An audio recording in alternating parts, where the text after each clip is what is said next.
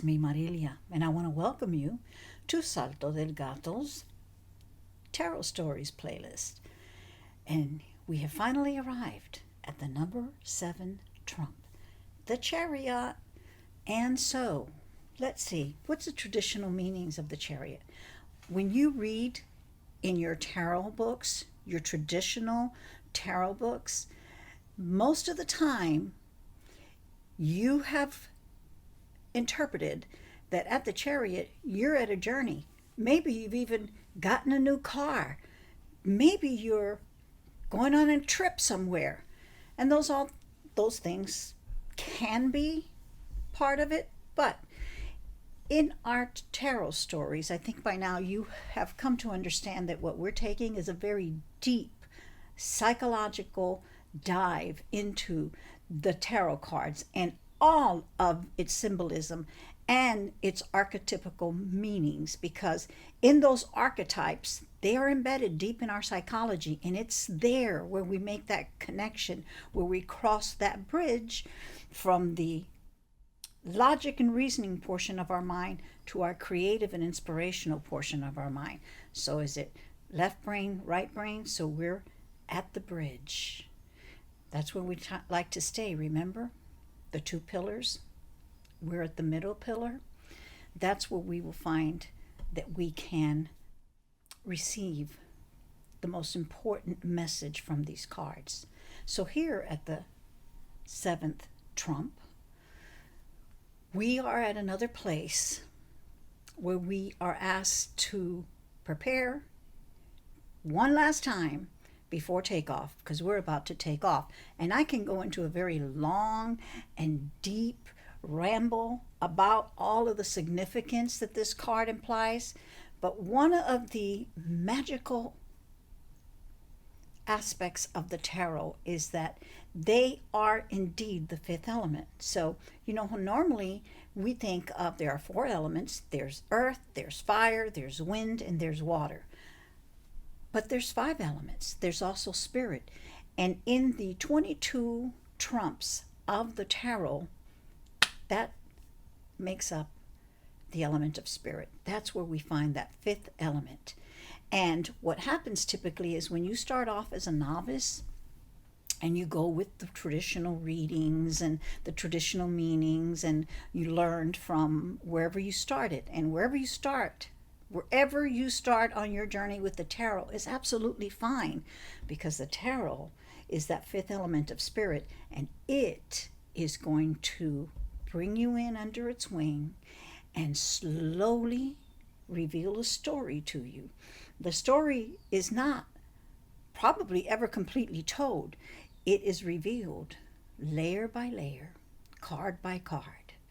And right now, for me and my daughter Desiree, if I ever doubted that the trump was absolutely the 5th spirit element of the cards, that has now been removed, because I have noticed her progression as she has journeyed through. And right now, as she has reached this number 7 card, the tarot has taken her under its wing and revealed to her its meaning, and has pretty much led her to do the introduction to this particular card. So I don't have to. So let's go there and let's listen to what Desiree has to say.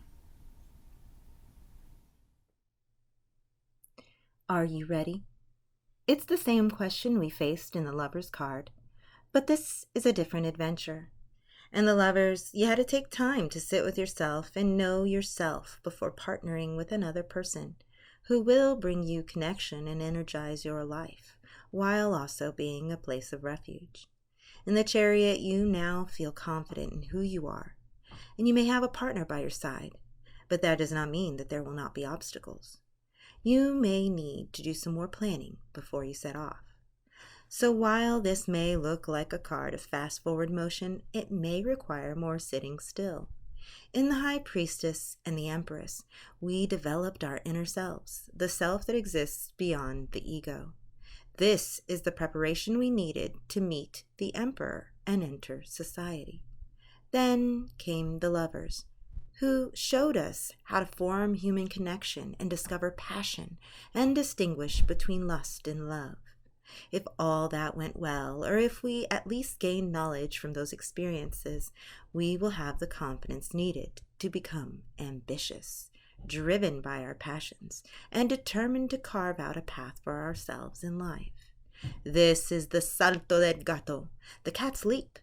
Just like a kitten, it takes nurturing to build the kind of confidence it takes to make great leaps in life. When you are confronted with the chariot, you are being asked to look at all the cards that came before and ask yourself if you have received the aspect of self-nurturing each card has presented. Is there an area that still needs some work? Now is the time to tune up our self-image so that we can set the chariot's wheels in motion. Will you be driven towards success? Well, that depends on how ready you are to grab the reins. In Greek mythology, there is no better representation for the archetype of the chariot than Athena.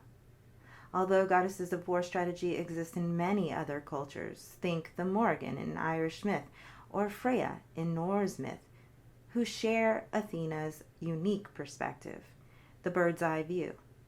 But let's back up and take a minute to look at the card. If you have a Worth deck or Rider-Waite Smith, you will see a celestial being driving a chariot with a hood ornament, if you will, depicting a sun with wings. That's our bird goddess. And it's also calling to mind Horus, another bird deity, all with the gift of foresight. The chariot is being pulled by two sphinx. One is white and one is black. By now, we have talked a lot about dualism and the middle pillar. You know that where we always seek to be is in the middle pillar, or the place of equilibrium and homeostasis. What we have is two opposing forces who are both ready to take off, maybe even in separate directions. And the obstacle is to take the reins and set your own course. This is not a time for relaxation, but a time to prepare to make a move. In the background, we see a castle or fortress, which we are leaving behind. And let's not forget that the chariot is not merely a vehicle that gets us from one point to the next, but instead it is the original war machine.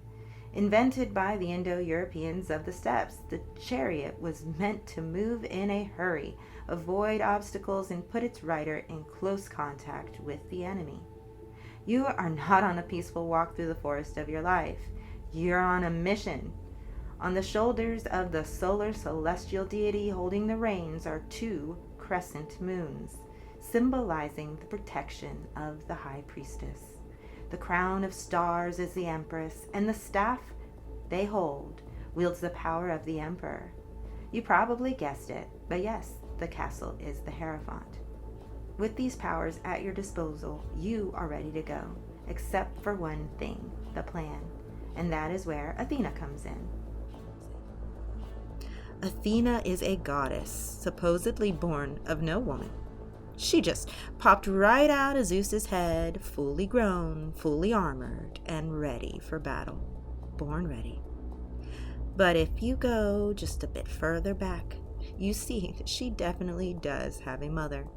Her mother's name is Metis, and she is a Titan. Hesiod tells us in the Theogony that she is actually his first wife. Metis means wise counsel. But Zeus had a complicated family history, starting way back with Uranus and Gaia. There are problems with the paternal line, namely that each father tries to stop his wife from having any children so that a boy is not born who will one day overthrow their father. Well, this never works because the maternal line is quite smart, and eventually each father is overthrown by their son. This is how Zeus got rid of his pops and became king of the gods in the first place. Maybe this is why he doesn't bother with creative birth control methods like swallowing his babies or squashing his wife so she can't give birth. Instead, he just swallows his wife whole. But unfortunately, where there's a will, a woman will find a way, because not long after, he gives birth to Athena from his head. And that must have been quite a headache. But she is his favorite daughter, and by all accounts, she gives humanity skill and protects cities from invasion. In myth, she always wins. She won the city of Athens in a contest between her and Poseidon by planting the first olive tree. Poseidon gave them an impressive but almost useless saltwater spring. The gifts bestowed on a mortal with the favor of Athena were the very best. Her gifts were smart, strategic, well thought out. What you would never want to do is cross her. In the story of Arachne, Athena hears of a girl who believes she is a better weaver than Athena, so she challenges her to a contest. When the girl weaves a brilliant tapestry depicting all the horrors committed by the gods, Athena is not impressed. She turns the girl into a spider. A horrifying thing to consider for our modern minds, but when I experience these detailed little weavers out in nature, I often wonder if this wasn't a gift rather than a curse. Weaving is just one of the many talents Athena has, all of which require great skill, planning, and forethought. It is no accident she came into the world through the head of the patriarch. Her domain is the mind of men, or the masculine mind. So why not make her a man like Ares? Well, because all of us have a masculine and feminine side, which must be balanced to be at its sharpest. She is the balance needed to temper the masculine side of war and toil. She is the voice that says, "Hold on, you're not ready." She helps you focus past the excitement and adrenaline so that you can strategize and win. But she does much more. She will get you back home, too. On the path of the hero's journey, it is not over until you return to the ordinary world. In the Odyssey, the war is over, and the hero must get back to his wife and son after 10 long years of fighting. Odysseus' clever tactics, using a massive hollowed horse offering to smuggle his men into the walls of Troy, paid off with a victory for the Greeks. But his journey starts off bad from the beginning, and it is obvious the war has changed Odysseus for the worse. He is not exhibiting the tenets of hospitality. He is pillaging and ravaging, and he is paying for it. Each time he comes ashore of an island on his way to Ithaca, he finds his luck getting worse and worse, losing men in horrific ways and angering Poseidon so that the journey is completely doomed. Until Athena takes pity on him. She favors Odysseus because he uses his wit to get he and his men out of trouble, and he doesn't rely solely on brawn. She believes in him and accepts the challenge to return him to the state he was in before he left for war. Many of the gods were angered as a result of the Trojan War, not least of which were the 3 goddesses at the start of the war who were made to compete in a beauty contest. The Greeks do love a contest. Aphrodite, goddess of desire and love. Hera, goddess of marriage and domestic life. And Athena, goddess of war strategy. Each goddess makes a promise to the chosen judge, Paris, son of the Trojan king, Priam. Athena promises him victory in battle in a thriving city-state. Hera promises him domestic bliss, and Paris chooses Aphrodite, who promises him Helen, the most beautiful woman in the world, and also inconveniently married to a really important Greek king. The rest is history. This is the premise that starts an epic which at times seems dedicated to insulting women, regardless of if they are Greek, Trojan, free or slaves, or even if they are goddesses. The Odyssey seems to respond to this abuse and puts the hero on a path which forces him to confront 3 powerful women with a goddess by his side as he makes his way home to his faithful and very smart wife. First, he lands on the island of Aiaia, and meets the terrifyingly beautiful enchantress Circe, who turns his men to pigs and coerces him into complete vulnerability in order to get them back. When he submits to her will, she keeps her promise. Her and the nymphs feed and nurture them until they are well enough to travel. She then sends him to the underworld, after teaching him necromancy, so that he may confront all the fallen dead from the war and his loved ones who died while he was away. Then he lands on Calypso's island, where she essentially kidnaps him for 7 years, forcing him to live with her as husband and wife. While he is with both of these goddesses, he is able to relax, heal, and meditate on his home, his wife, and his child.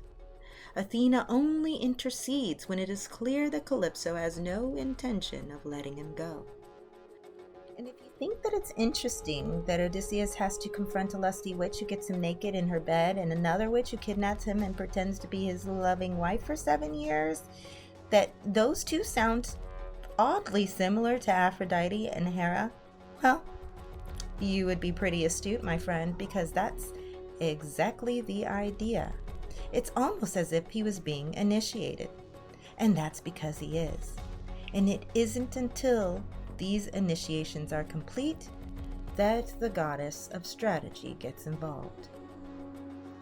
Finally, Odysseus washes ashore yet another island and is discovered completely naked, worn and old by a lovely young girl who just happens to be at the beach playing kickball with her friends while they wait for their laundry to dry. Nausicaa devises a clever plan to get Odysseus back to her father's palace, where he tells the king his story and is finally given the ship and supplies he needs to get back home. Clearly, Nausicaa is meant to represent Athena, but Athena the goddess continues to help Odysseus, who is not quite home free when he finally reaches his homeland.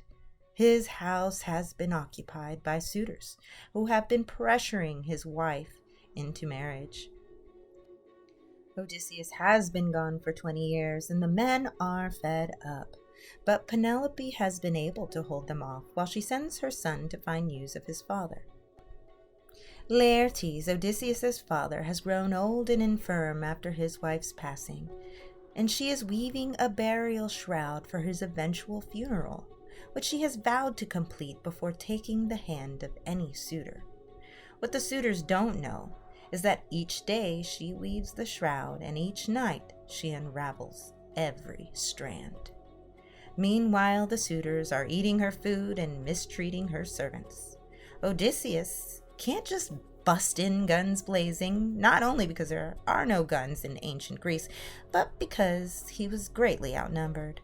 So Athena disguises him as an old man and sends him to his palace as a beggar, where yet another contest takes place. This time it is a final challenge to win Penelope's hand. Whoever can string Odysseus's bow and shoot through 12 axes gets the bride. All the suitors make the attempt, but none can even string Odysseus's bow. Even Telemachus, Odysseus's son, tries, but is unable. But then the old beggar asks for a chance, and after much abuse from the vile suitors, he takes up his bow and shoots the arrow through all 12 axes. After a typically bloody Greek battle, Odysseus gains back his authority and rids the palace of his enemies. But the story isn't over. He may have his kingdom back, but it is his family the goddesses have been preparing him to unite with. And while Telemachus is more than eager to catch up on all the time he has missed with his father, Penelope is more cautious. She has been without her husband for 20 years, and everything was happening so fast.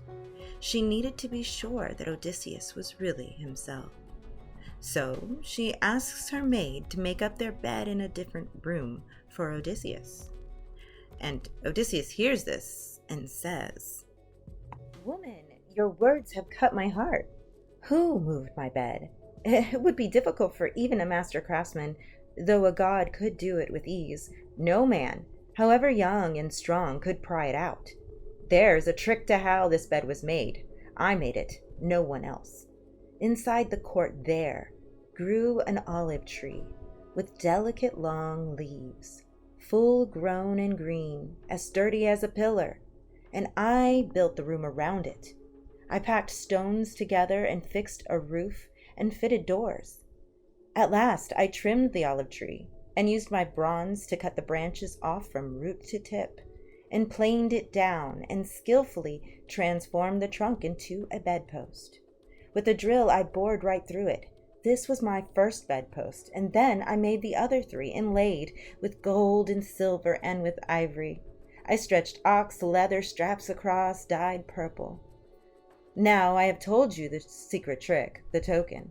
But woman, wife, I do not know if someone, a man, has cut the olive trunk and moved my bed, or if it is still safe.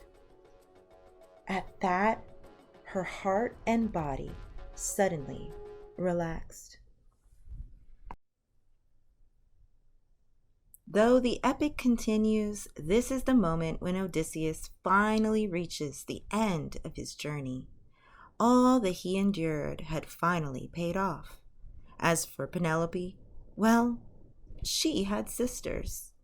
And by taking a minor detour into their stories, we see that having Athena on his side really did make all the difference. Sister number 1 is none other than Helen herself, the face that launched 1,000 ships, as they say, the Queen of Sparta, who is abducted in the very beginning by Paris, and later, after Troy is defeated, is returned to her husband Menelaus. She blames everything on Aphrodite, while giving her husband magical tonics to keep him calm. But it's Agamemnon who suffers the worst fate and totally deserves it. During the war, he had the audacity to kill one of Artemis's sacred stags in order to win back her favor. She required the sacrifice of his daughter, Iphigenia. In order to get Iphigenia right where Agamemnon needed her, he convinced her mother, Clytemnestra, his wife, to prepare their daughter to marry Achilles, the greatest of the Greek heroes. But as her daughter is approaching the altar, Clytemnestra sees her husband slash Iphigenia's throat.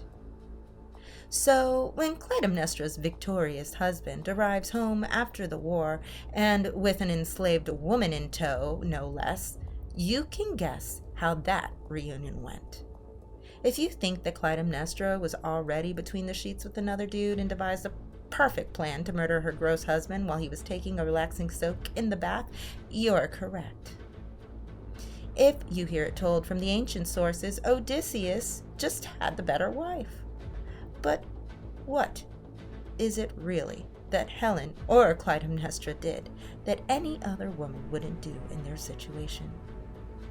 In times of war, we hold a shield or wear armor that protects us.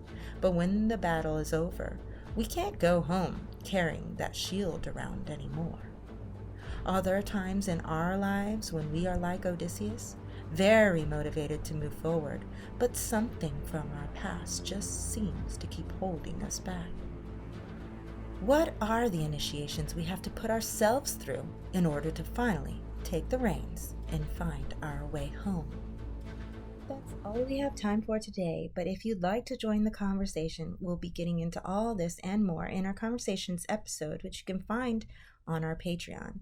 Just click the link on the banner or go to patreon.com/Salto del Gato, that's SaltoDelgato. You can support us for only $5 a month. Not only will this help us by paying our monthly subscriptions for editing software, purchasing books for research, upgrading old equipment, and just justifying the time we spend on these episodes, but you'll also get the full conversation where we break down each of the elements that go into a reading with the Chariot card, and we'll talk about how that relates to this week's myth and our modern lives. If this is not in your budget, it's always wonderful to have you just watch our channel, like and subscribe. We are always, always grateful for any way that you can support us. And we will see you next time with the 8th card of the Major Arcana, Strength. Thank you for watching.